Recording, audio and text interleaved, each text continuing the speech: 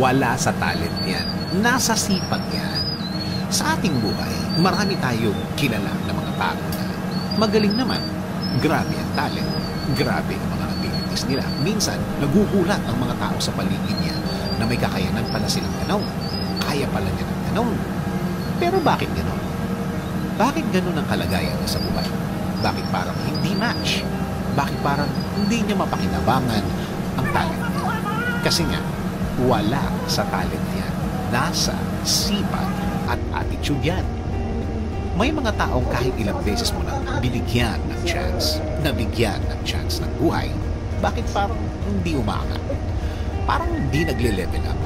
Parang hindi niya napapakinabangan ang kaya niyang gawin. Di nga ba, sabi nila, hard work beats talent when talent doesn't work hard.